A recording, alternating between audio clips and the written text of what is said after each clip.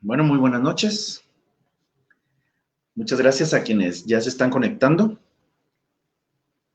Estamos listos para dar inicio a nuestra conversación, a nuestra charla de esta noche, donde en este programa que tenemos los miércoles, llamado Tu Agente Inmobiliario, pues me permito llegar hasta ustedes, quienes amablemente se conectan, para conversar sobre temas inmobiliarios.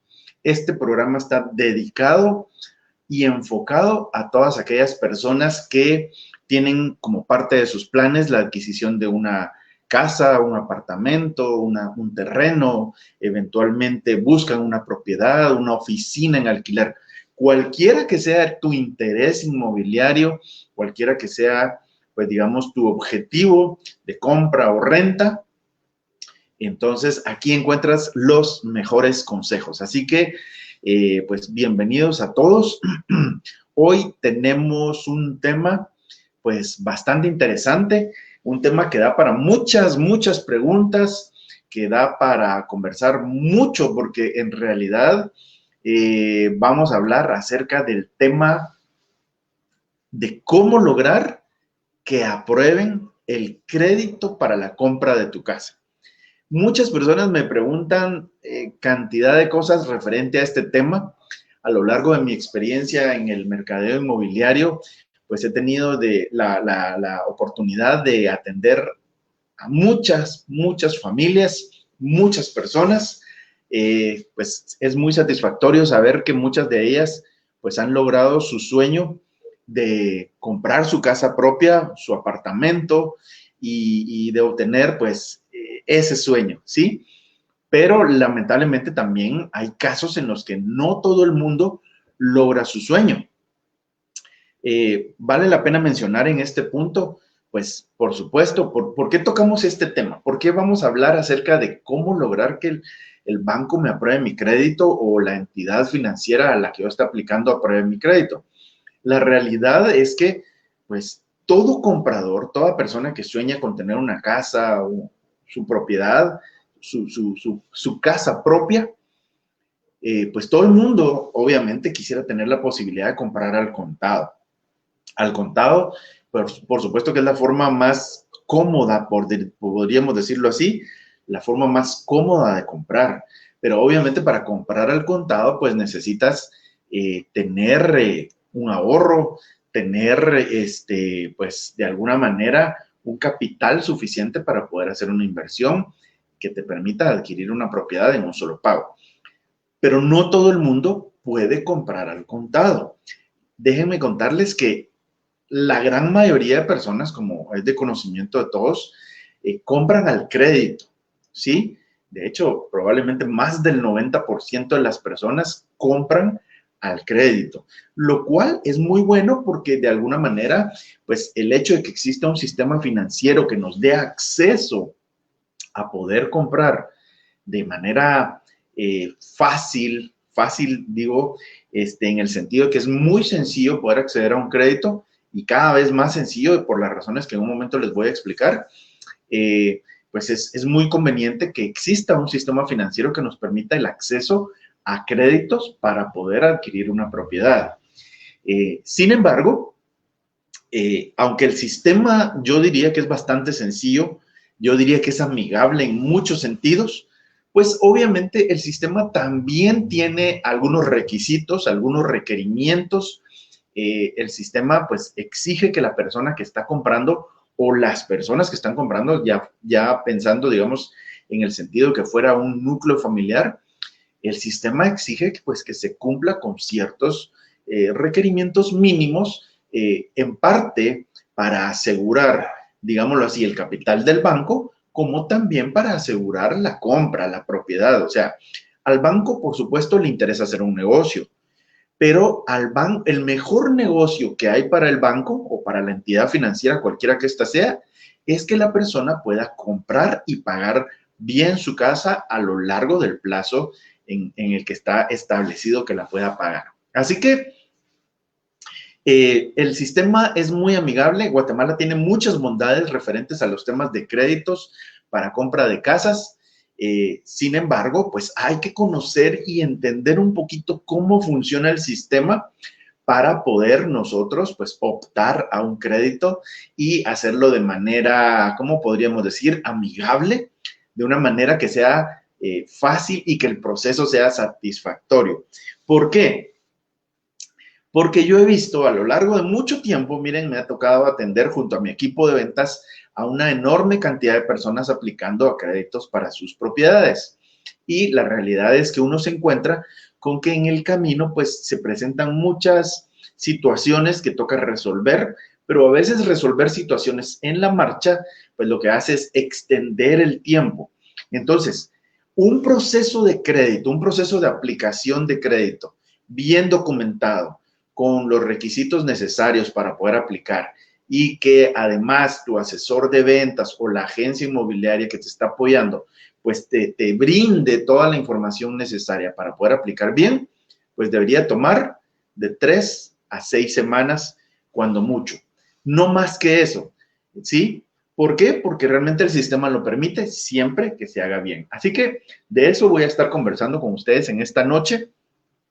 Cómo aplicar a un crédito, a un financiamiento hipotecario, pero hacerlo bien y que puedas sufrir menos en el proceso y que, por supuesto, salga más rápido y salga aprobado, que es lo que todos finalmente deseamos. Un saludo a René Monterroso, gracias por estar conectado. Si pueden ponerme un mensajito por ahí, lo voy a agradecer mucho para poder iniciar la conversación y así poder ir en el camino, pues ya desde luego respondiendo a sus inquietudes. Quiero mencionar, por supuesto, a nuestro patrocinador, que es Inverse, la empresa de asesoría contable que te brinda los mejores resultados y protege tu negocio. Así que, por favor, vayan a la página de Facebook de Inverse en Guatemala y pues obtengan a través de ellos la mejor asesoría y protección en todo el tema contable para sus negocios o su empresa. Muy bien. Bueno, déjenme mover un poquito acá para poder cambiar. Ok, listo, ahí estamos. Bueno, muchas gracias a todos quienes están conectados, de verdad. Este tema es muy importante, da para muchas cosas, así que por favor anoten sus preguntas, pónganlas ahí en el chat para que así pues yo pueda irlas viendo y de pronto enriquecer todavía más el tema con lo que ustedes me vayan poniendo, ¿sí? Bueno, tema de crédito. A ver, voy a jalar aquí mis notas porque es importante que no se me olvide nada de lo que tengo pensado hablar con ustedes. Bueno, comencemos. 3 cosas. Cuando uno aplica a la compra de una propiedad, una casa, un apartamento, un terreno, pues bueno, lo primero que tenemos que saber es que hay diferentes entidades que brindan financiamiento. Entiéndase, los bancos, financieras. En muchos casos, Guatemala tiene por supuesto, digamos, la ventaja de contar con el sistema FHA. Ya en otras sesiones anteriores hemos comentado un poquito el tema de FHA, pero para quienes no están muy actualizados o eventualmente no tienen muy claro qué exactamente es el FHA, voy a comentarles un poquito acerca de esta institución, aunque lo vamos a abordar probablemente más adelante en un tema que compartamos específicamente para hablar acerca del FHA y sus beneficios, porque el FHA tiene muchos beneficios muy interesantes, pero para quienes no están muy familiarizados, déjenme contarles que FHA, como sus siglas lo indican, es un fondo de hipotecas aseguradas.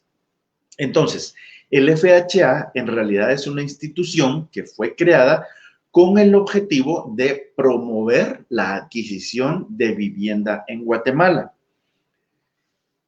El FHA, a diferencia de lo que algunas personas piensan, hay quienes piensan que es un banco, hay quienes piensan que el FHA da dinero para comprar la casa. Hay muchas, podríamos decir, muchas ideas acerca del FHA que son, pues, equivocadas realmente, porque el FHA en realidad es una institución que lo que busca o lo que hace constantemente es promover la compra de vivienda. Pero ¿cómo promueve la compra de vivienda? A través de varias funciones. Una de ellas, y por eso se llama Fondo de Hipotecas Aseguradas, porque una de las cosas que el FHA hace es asegurar la hipoteca de la persona para con la entidad financiera. ¿Qué significa esto? La manera como el FHA, digamos, que promueve la compra de vivienda es fortaleciendo el sistema financiero. Normalmente, en los países donde no existe el FHA o en Guatemala, si no existiera el FHA, pues el sistema bancario es el que nos brinda los créditos. Sin embargo, normalmente un banco para poder concederte un crédito, pues te va a requerir varias cosas, entre ellas una solidez económica, una estabilidad laboral, por ejemplo, lo cual es lo más normal del mundo. Las condiciones de los bancos, digamos que pueden ser un poco más duras en el sentido de las tasas de interés, de los plazos, etcétera, pero en el momento que aparece la figura del FHA para los proyectos o los bancos que funcionan con FHA, lo que ocurre es que el FHA lo que hace es asegurar la hipoteca. Significa que el FHA, de hecho, sí tiene un fondo y ese fondo sirve para que si la persona que está comprando en algún momento dado no pagara o no pudiera pagar la propiedad y la devolviera, entonces el FHA le paga al banco. De esa manera, fundamentalmente, el banco es el que está protegiendo también su dinero, porque lo que los bancos, obviamente, como cualquier empresa, no quieren exponer su capital a que se vaya a perder. Muchas personas piensan equivocadamente, bueno, pero es que el banco nunca pierde, porque si la persona no paga la casa, el banco recupera una casa, ¿sí? Ahora, déjenme decirles, aquí lo que pasa es que hay que comprender algo. El negocio de los bancos en realidad es, pues, otorgar el dinero, el financiamiento y ganar un interés por ese financiamiento. Entonces, el banco otorga el capital para el financiamiento, para la compra de esa propiedad, va recuperando su capital y al mismo tiempo va recuperando intereses. Ahora, en el momento en que el banco tiene que recuperar una casa, a los bancos no les gusta eso porque su negocio no es vender casas. Su negocio es facilitar el financiamiento. Entonces, muchas personas piensan equivocadamente que, bueno, el banco va a recuperar una casa, pero no. En realidad, entonces, el FHA parte de, digamos, de su fin principal es precisamente proteger ese capital, de tal manera que si la persona no pagara, el FHA le paga al banco y quien recupera la casa, ese activo para reventa, eventualmente es el FHA. No sé si de pronto los enredé un poco queriendo explicarlo más claramente, pero esa es la forma. Además de eso, el FHA tiene otras funciones, como por ejemplo, y como bien me lo pone aquí la licenciada Mirna Tunches, un saludo por cierto, el FHA avala la parte técnica.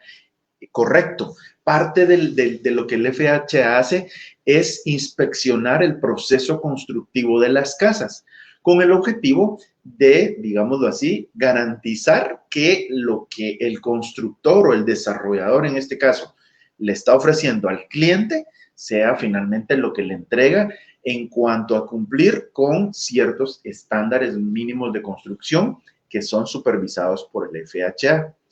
Y la tercera función, que probablemente también debemos conocer, importante del FHA, es la aplicación de ciertos seguros que protegen al comprador. De hecho, hay un paquete de seguros que se llaman seguro de desgravamen que protegen al comprador por el caso de que perdiera su empleo, de que dejara de percibir ingresos en su empresa, de que falleciera. Antiguamente, cuando esto no existía, si la persona fallecía, entonces pues la familia tenía que ver cómo pagaba la casa. Y si no podía pagar, entonces en algún momento el riesgo era de perder la casa, porque había que pagar. A partir de cierto momento, el FHA implementó como parte de sus seguros el seguro de vida, en el cual si la persona falleciera, entonces el FHA puede cubrir el saldo pendiente de esa casa y la familia puede conservar su casa sin ningún inconveniente. Entonces, son algunas de los beneficios que tiene el FHA. Como les menciono, esto lo voy a hablar en otra oportunidad con mayor amplitud, pero en este momento lo menciono solo para temas de entender qué figura tiene el FHA.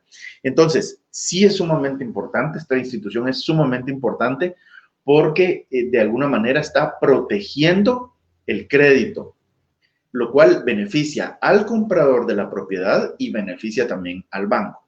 Al banco lo beneficia porque le da seguridad de no perder su capital y al comprador le beneficia porque le está asegurando que el banco le va a conceder el crédito con mayor apertura, con mayor facilidad, ¿sí? Entonces, esa es la figura del FHA. Muy bien. Voy a mencionar tres cosas y voy a ver si lo puedo poner acá. Voy a mencionar tres cosas para que ustedes puedan comprender cuáles son los temas importantes relacionados con la aplicación exitosa de un crédito con un banco, con una entidad financiera. Muy bien, el banco, el sistema, digamos, en general, básicamente les va a pedir a ustedes que consideren, en primer lugar, y que es sumamente importante, el tema de perfil de ingresos. El perfil de ingresos tiene que ver con estructurar cómo están conformados tus ingresos. Una de las cosas más importantes, y siempre se lo menciono a mis clientes, es sumamente importante que nosotros podamos no solamente contar con un ingreso estable, sino que ese ingreso sea demostrable, ¿sí? Eso es muy importante y algunas personas no lo llegan a comprender del todo. Me ha tocado trabajar con clientes que en algún momento dado tienen un negocio propio, pero el problema es que en Guatemala algunos negocios pues son manejados de manera semiformal o pues ya más rayando en lo informal. Hay personas que dicen, no, mire, yo tengo un negocio, una venta de ropa, una lavandería, cierto negocio, y usted facturo un poquito, pero no todo. Es decir, hay diferentes cosas que se manejan en los cuales muchas veces debilitan el perfil de ingresos.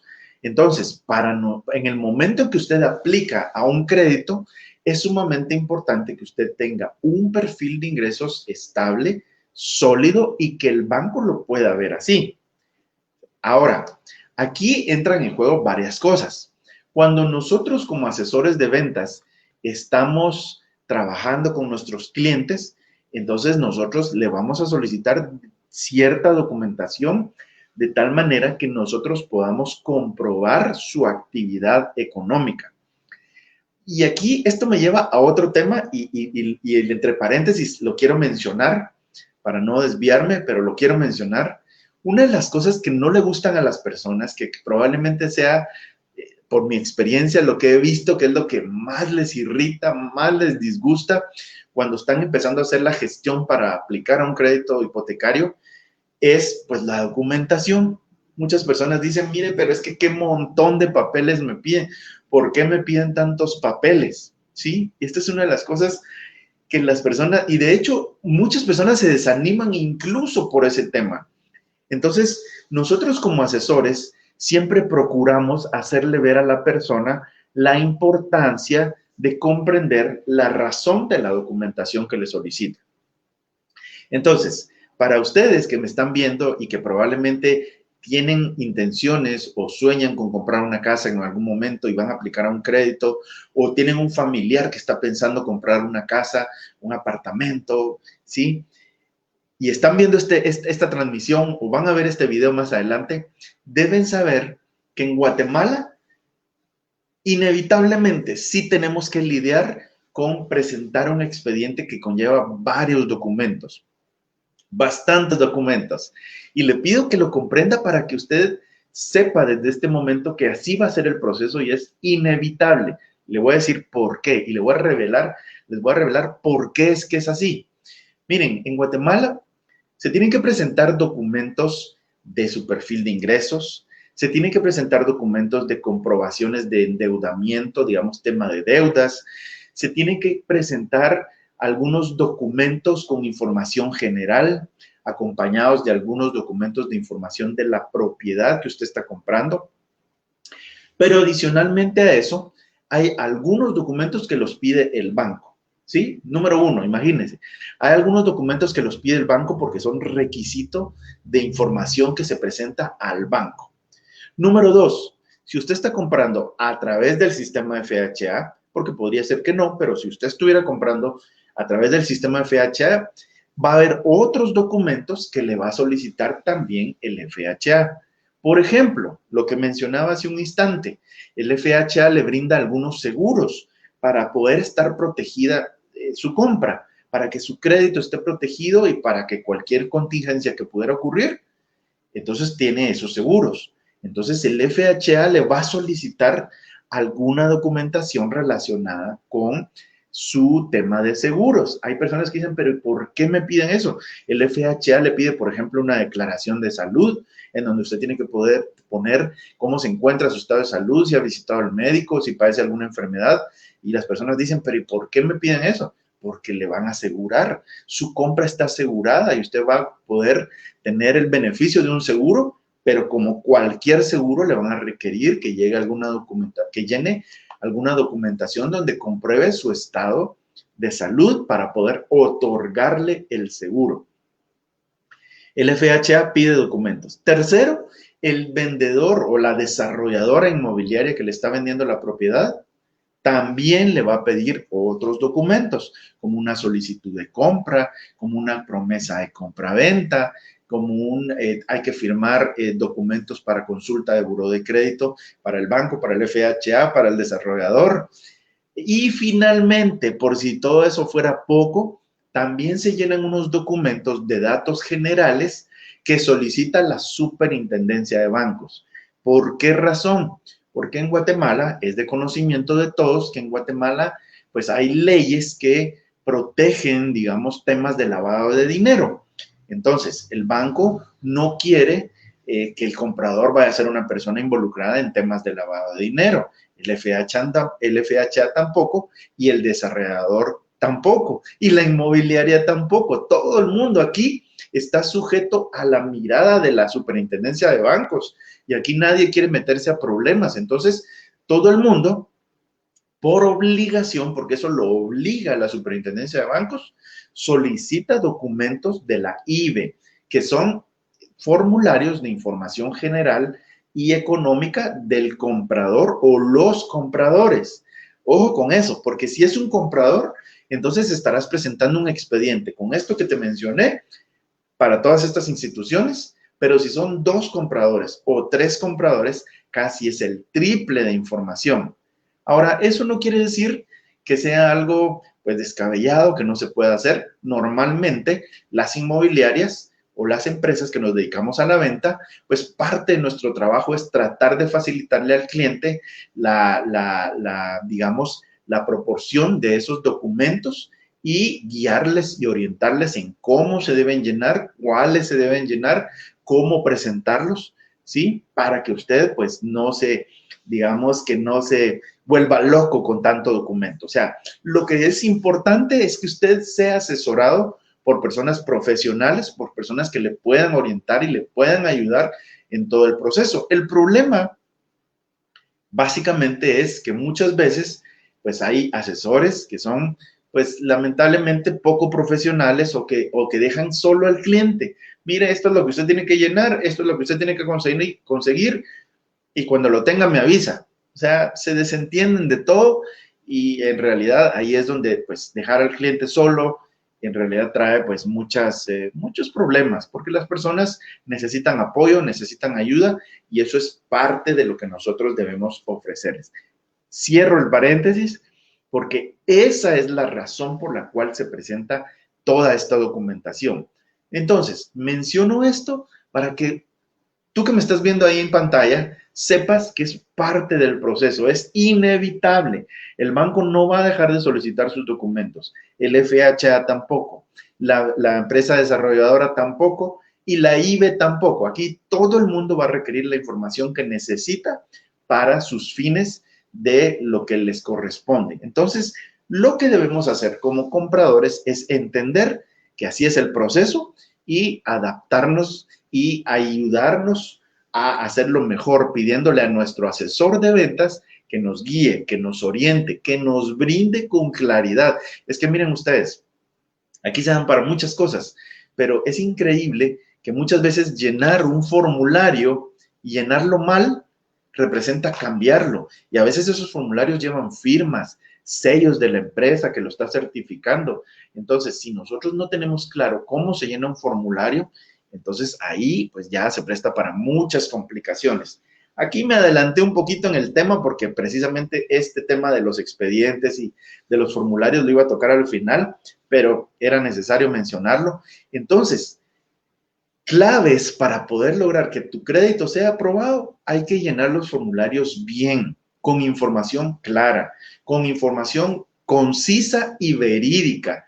Uno de los peores errores que usted puede cometer al momento de aplicar a un crédito es poner información que no sea real, poner información, como les dijera yo, inflada, tergiversada. Eso es muy malo porque el efecto puede ser contraproducente. Una entidad que detecte que se está queriendo manipular información te puede sancionar no otorgándote el crédito. Así de simple. Entonces, mucho cuidado con esa parte. Si tienes dudas de qué poner en cierto momento, consulta con tu asesor de ventas. Por ejemplo, el formulario de seguros. Hay una parte del formulario de seguros del FHA donde te piden tu altura y peso. Y hay personas que por diferentes razones quieren poner menos peso, como queriendo mostrarse más delgados, qué sé yo, y hay que poner lo que es porque en el momento de una contingencia, esos pequeños detalles sí podrían afectar severamente el que te otorguen o no un seguro por haber puesto información falsa, por ejemplo. Entonces, el tema del expediente es sumamente importante, que se llene bien, que se llene claro, que se llene con información concisa, con información veraz, ¿sí? Y debes consultar con tu asesor cualquier tema que pudiera generar alguna duda. Entonces, volviendo a los 3 puntos que voy a mencionar que te pueden guiar y llevar a que tu aprobación de crédito sea exitosa. Número 1, cuidar muy bien la presentación de tu perfil de ingresos. Normalmente, un perfil de ingresos de relación de dependencia es el más sencillo de manejar. ¿Por qué? Porque normalmente una persona que trabaja en relación de dependencia pide su carta de ingresos, la empresa se la emite, firma y sello y casi siempre este tipo de documentos van bien. Es muy pocas las veces que no van bien. Por ejemplo, hay casos en los que la empresa no pone desde cuándo empezaste a trabajar ahí. Hay que revisar ese tipo de cosas. Tu asesor te lo debe indicar para que tú puedas presentar la documentación como debe ser. Entonces, la carta debe venir bien con su membrete, con sus sellos, con sus firmas, los formularios de igual manera, para que todo el perfil de ingresos esté bien documentado. El perfil de ingresos siempre va acompañado de los estados de cuenta, ¿sí? Entonces, debes solicitar a tu banco los estados de cuenta de los últimos 3 meses, firmados y sellados, para que se adjunten al perfil de ingresos y eso vaya súper bien. En los casos de empresas es donde es un poco más complejo, porque cuando es una empresa, entonces ahí sí tenemos que adjuntar otra clase de documentos: patente de comercio, estados de cuenta, copias de facturas recientes, por supuesto, de compra y de venta. Porque lo que ocurre es que en los temas de empresa, ahí sí es fundamental documentar un poco más. ¿Por qué? Porque pues yo puedo llegar y decir, mire, yo tengo una empresa y yo me gano 25,000 quetzales mensuales. Entonces, ahí es donde nosotros le decimos a nuestros clientes, mire, hay una enorme diferencia entre lo que usted gana, porque nosotros no dudamos de sus ingresos. Es decir, si usted dice que gana 50,000, yo como asesor de ventas, yo le voy a creer que usted gana los 50,000. Ahora, para efectos de trámite de su crédito, yo necesito que usted me ayude a documentar y a demostrar que usted en efecto gana 50,000 quetzales, ¿sí? Entonces, una cosa es lo que yo gano. De hecho, hay personas, como les mencionaba, que dicen eso. Mire, es que yo me gano una cantidad X de dinero porque yo hago esto y tengo este negocio y también hago esto. Tengo un local en alquiler y fíjese que también vendo productos de catálogo y entonces la persona dice, mire, entonces yo al mes me gano 15,000 quetzales. Está bien, yo no dudo de sus ingresos. No, nuestro trabajo no es poner en duda nada de lo que usted dice. Nuestro trabajo es que usted nos ayude y nosotros orientarle para que podamos demostrar con documentos todos esos ingresos que usted dice que gana. Porque lamentablemente, y eso sí, lo he visto por experiencia decenas de veces, muchas personas no logran documentar adecuadamente sus ingresos. Es que yo rento un local, tengo un local en renta y por ese local me pagan 2,000 quetzales. Perfecto. Necesitamos que usted nos proporcione un documento donde muestre que usted es el propietario del local y un contrato donde dice que su inquilino le paga los 2,000 quetzales mensuales, ¿sí? Desde hace tanto tiempo, ¿cierto? Ah, pero es que contrato con el inquilino no tengo. Muy bien, ¿tiene recibos de que su inquilino le paga la renta? No, no tengo. ¿O le emite usted recibos? No, no tengo. ¿Cómo comprobamos su propiedad? No, es que el local no es mío, sino que es de mi hermano, pero yo soy el que... Entonces no es su local de su propiedad. Entonces no podemos llegar con un banco, con una entidad financiera a decirle, mire, lo que pasa es que el señor renta un local que no es de él. Esa figura no existe. Entonces les pongo ilustraciones de las cosas que vemos día a día, ¿sí? Temas de remesas, temas de negocios que son mío y de otra persona. Entonces, quiere decir que si ese negocio genera una cantidad de dinero al mes y ustedes tienen un salario o ustedes se dividen las ganancias, en fin, hay una serie de cosas. Por esa razón es que nosotros como asesores inmobiliarios, nuestro trabajo, y por esa razón preguntamos, algunas personas, la parte delicada de nuestro trabajo es que en Guatemala nosotros lo entendemos, es delicado preguntar. Nosotros no podemos venir y preguntar de manera tan directa a las personas, porque es delicado. Entonces nosotros tratamos de tener mucho tacto y de ganar la confianza del cliente y de lograr que el cliente sepa que nosotros estamos ahí para ayudarle, para que gradualmente pues nos brinde la información. Porque en la medida que nosotros tenemos información, nosotros podemos asesorar mejor, ¿sí? Hay clientes que quieren comprar una casa de 2 niveles, una casa que de pronto no está dentro de su presupuesto o no encaja, digámoslo así, en la relación cuota-ingreso con lo que ellos ganan y la cuota que quieren pagar.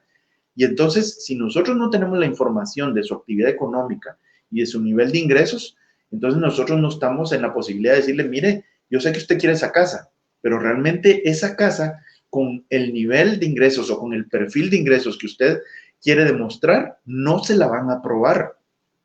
Esa es parte de nuestro trabajo. Nosotros, la realidad es que nosotros estamos para vender. Claro, todo asesor de ventas quiere vender una casa de 2 niveles, una casa, una mansión, si fuera posible. Todos lo queremos vender. Pero la realidad es que a nosotros como asesores nos interesa más que el cliente pueda pasar su proceso de aprobación de crédito de manera correcta y que él pueda estar satisfecho con la propiedad que está comprando y que la pueda pagar bien. Porque yo, como asesor de ventas, yo no voy a permitir o no debería permitir que un cliente, a pesar de que tenga la información y todo, o que se pueda, digamos, jugar un poquito con los números o con los papeles, ¿para qué le voy a vender una casa si yo sé que su perfil de ingresos puede crearle problemas a mediano plazo? Entonces, la responsabilidad del asesor de ventas es asesorar, valga la redundancia, y podemos asesorar mejor en la medida que el cliente nos brinde información y nos permita asesorarle mejor. ¿Estamos bien? Muy bien, voy a leer un par de mensajes y luego continúo al punto número 2 y 10 minutos después, más o menos, estaremos terminando. Este programa tiene una duración de 45 minutos para que sea conciso y les deje información de valor y ustedes puedan, pues, verlo un poco más despacio y tomar alguna información que les sea de utilidad. Probablemente este tema da para una segunda parte, así que el próximo miércoles a la misma hora, 8 de la noche, estaremos aquí con la segunda parte de este tema. Dice Marta Gómez, para optar a un crédito, ¿cuál es el promedio de ingreso mensual si el crédito lo solicita solo una persona? Muy bien, gracias Marta por la pregunta. A ver, la respondo de una vez porque es una pregunta que va muy de acuerdo al tema. ¿Cuál es el promedio de ingreso que se necesita para optar a un crédito si es solo una persona? A ver, la regla general, para decirlo de una manera sencilla y que ustedes tengan un parámetro, la regla general es que normalmente debes presentar en ingresos el triple de la cuota que quieres pagar por una propiedad. Casa, apartamento, terreno, lo que sea. ¿Qué significa eso? Pongámoslo en números. Si yo veo una casa cuya cuota es de 3,000 quetzales, quiere decir que yo por lo menos debo ganar unos 9,000 quetzales. Un poquito más por ahí, pero para ponerlo en números redondos y para que ustedes se puedan ilustrar, necesitas ganar el triple. Si la cuota de la casa es de 3,000 quetzales, pensando en, digamos, 25 años que son los plazos máximos, 3,000 quetzales, necesitas presentar, documentar de ingresos 9,000 quetzales. Ya sea que fuera una persona o que fueran varias, se tienen que documentar 9,000 quetzales. Si fueran dos personas, puede ser que una presente 4,000 quetzales de ingresos y la otra 5,000. Y ahí se suman los 9,000 y ahí está. ¿Por qué es que es así? Porque normalmente el sistema bancario está, digámoslo así, configurado para otorgar créditos que no sobrepasen más allá del 30% de los ingresos de las personas. Esto en realidad es una medida de protección. Lo que buscan las entidades financieras y lo que busca el FHA, que es muy bueno, es que nosotros como compradores no nos endeudemos hasta el cuello con una propiedad. Porque la persona podría decir, bueno, yo gano 9,000, pero yo quiero pagar una cuota de 6,000 quetzales. Tal vez lo puede pagar, tal vez, pero 6,000 quetzales estaría casi sobre el 60% de sus ingresos. Entonces, la lógica de las entidades financieras es no permitir que se endeude más de un 30%. ¿Para qué? Para evitar que en el futuro esa cuota se le convierta en un problema. ¿Por qué? Porque si la persona está pagando una cuota demasiado alta, demasiado fuera de su presupuesto o sobre el límite de lo que puede pagar, entonces el día de mañana que tenga una emergencia médica, que se le arruine su carro y tenga que hacer una reparación muy importante, va a desajustar su cuota y por tanto ya se le convierte en un problema para el pago de su casa. Entonces, ahí es donde ya eventualmente podríamos tener algún inconveniente y por eso es que los bancos nos ponen más o menos ese límite. Puede variar un poquito de entidad a entidad, pero es mínimo lo que va a variar. Pero para que tengamos una idea, en números redondos, es el 30% de endeudamiento lo que las entidades financieras permiten. Por tanto, el ingreso que se debe presentar es el triple de la cuota, aproximadamente. Eso, si tu endeudamiento no es alto. Porque si tienes endeudamiento, normalmente al ingreso se le resta lo que corresponde al endeudamiento y eso es lo que te deja un ingreso neto. Y sobre ese ingreso neto se va a calcular la relación entre la cuota y el ingreso. Entonces, ahí puede ser que el porcentaje de esa relación de endeudamiento suba y si está muy sobre el 30%, un 35%, 40%. Hay instituciones financieras que sí te permiten 35 hasta 40%, depende de la institución, pero yo te lo menciono como una regla más o menos para tener una idea de lo que estamos hablando, ¿sí? Entonces, solo es una referencia. Cada institución tiene sus propias políticas y si la institución financiera permite un endeudamiento mayor, pues es su política y si la persona está de acuerdo, magnífico, ahí estuvo. Pero es una referencia, ¿sí? Graciela dice, ¿qué tanto ayuda el FHA en este punto de los ingresos? El FHA hace su propio análisis. De hecho, cuando ustedes aplican a un crédito, el crédito pasa por 2 departamentos de análisis. Esa es la razón, y también, pues otro paréntesis pequeño, esa es la razón por la cual a veces el proceso se demora más de lo que uno quisiera, porque pasa por un proceso de análisis. En FHA, ellos ven los documentos, ellos ven el perfil de ingresos, ven el perfil de endeudamiento y hacen su análisis y emiten una aprobación. Pero al mismo tiempo, paralelamente, el banco en su departamento de análisis también evalúa la documentación y también puede emitir su aprobación o bien solicitar que el cliente presente más ingresos o que se agregue otro solicitante o cualquier aclaración que ellos consideren pertinente. Y entonces ahí es donde se juntan las 2 resoluciones y tenemos que, pues, ver que las 2 vayan de la mano para que tengamos una aprobación general y se proceda al otorgamiento del crédito.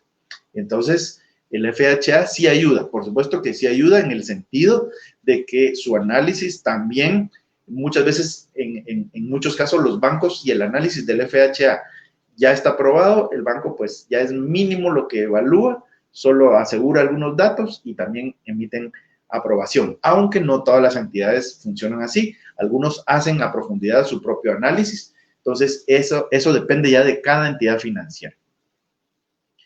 Gracias, Herbert, por estar conectado y por tu comentario. De verdad, aquí vamos a poner algunos mensajes porque se me estaba escapando colocar los mensajes de ustedes.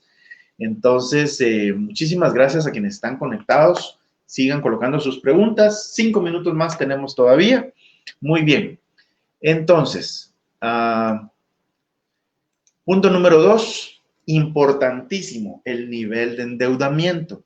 Muchas personas quieren comprar, muchas personas tienen los ingresos que se consideran, digámoslo así, óptimos para poder hacer la compra. Tomando el ejemplo que acabo de mencionar, supongamos que la cuota de la casa es de 3,000 quetzales y tú ganas 9,000, 9,500 de ingresos. Cualquiera podría decir, bueno, sí, estamos en el rango, la relación cuota-ingreso está bien. Lo que pasa es que hay que considerar lo que se conoce como el ingreso neto, el ingreso que queda después de considerar el endeudamiento. Entonces, no es lo mismo una persona que gana 9,500 quetzales y tiene poco nivel de endeudamiento que alguien que gana los mismos 9,500 pero tiene un nivel alto de endeudamiento, ¿sí? Tarjetas de crédito con extrafinanciamientos, eventualmente un préstamo aquí, un préstamo allá, un préstamo de consumo que sacó un televisor o su teléfono celular y lo compró en una empresa de consumo. Entonces, el nivel de endeudamiento es el otro tema que se toma muy en consideración al momento de realizar el análisis de crédito. Entonces, ¿qué es lo que yo recomiendo en este punto? Cuando estés conversando con tu asesor inmobiliario, es sumamente importante que le comentes cómo está tu nivel de endeudamiento, ¿sí? Esto es como los médicos. A los doctores, cuando uno va al doctor, dicen que uno debe decirle cómo se siente y decirle claramente el dolor que tiene, el padecimiento que tiene y no ocultar nada, porque para el médico es más fácil diagnosticar si tú le dices claramente la información. Pues bueno, para los asesores inmobiliarios funciona más o menos parecido. Es más fácil asesorar cuando tenemos la información clara. Nuestro objetivo no es juzgar a nadie. Nuestro objetivo no es calificar tu comportamiento o tu uso del dinero. Eso no es nuestra razón de ser. Nuestra función como asesores inmobiliarios es orientar a la persona, guiarla, trazarle un camino para que pueda comprar su casa, para que su crédito salga aprobado. Pero eso es más fácil cuando tenemos la información correcta.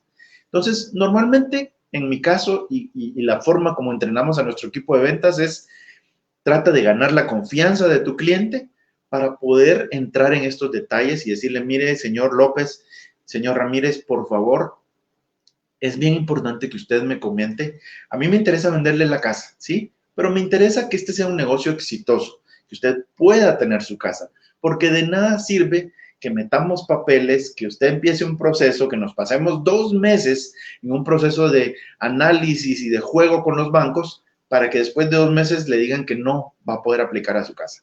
Eso es perder el tiempo para usted, para nosotros, para los bancos, para todo el mundo. Aquí nadie gana nada si a usted no le aprueban su crédito.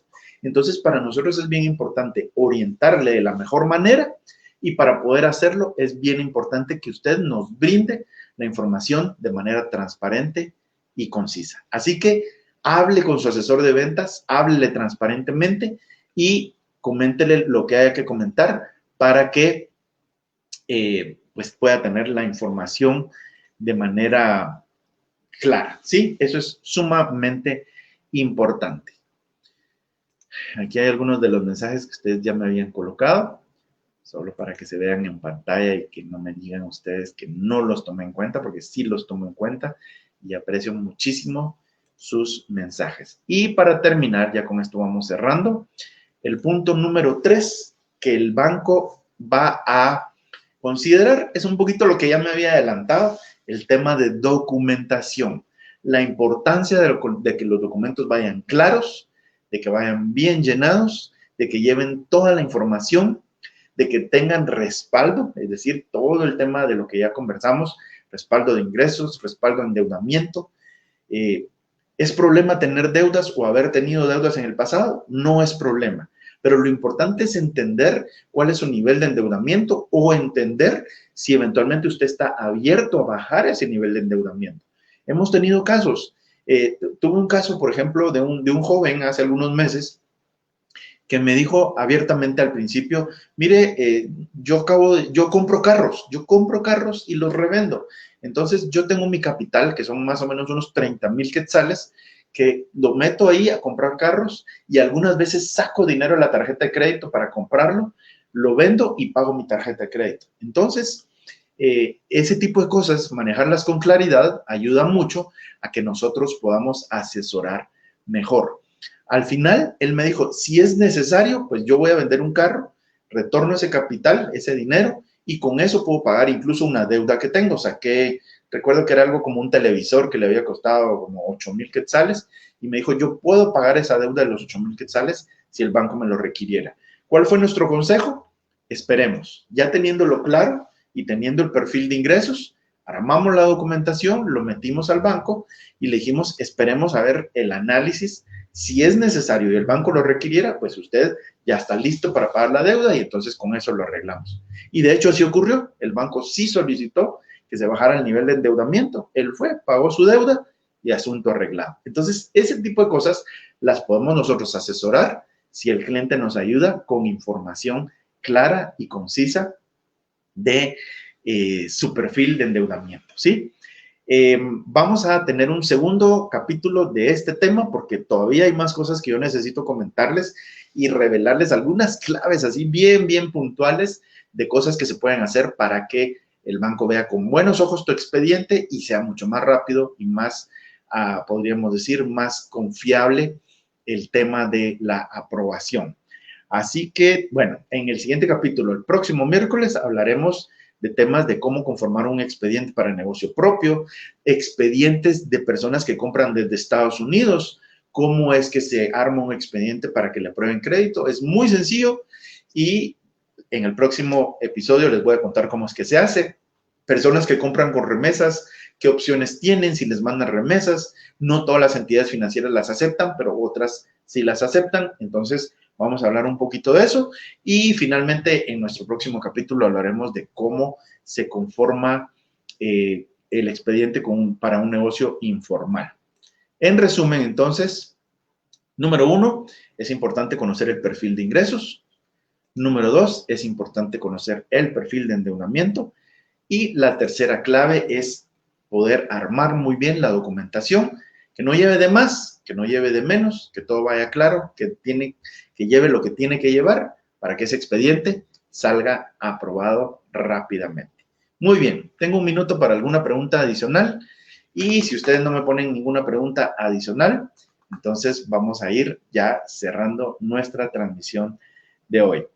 Voy a terminar diciéndoles, cada entidad financiera, ya lo mencioné, pero lo recalco, cada entidad financiera tiene sus propias políticas, cada entidad financiera tiene sus analistas con criterios propios, eventualmente cada entidad financiera funciona distinto, entonces en algunos casos incluso se puede cambiar de banco. Si este banco de pronto por sus políticas no aprueba un crédito, pues parte de lo que podemos hacer nosotros como asesores o como inmobiliarias es meter su expediente en otra entidad para intentar que tal vez la otra es un poco más flexible para ese tipo de perfil y que pueda salir aprobado. Así que eso es parte de nuestro trabajo, brindarte soluciones, brindarte asesoría, orientarte y ayudarte a que las cosas caminen bien.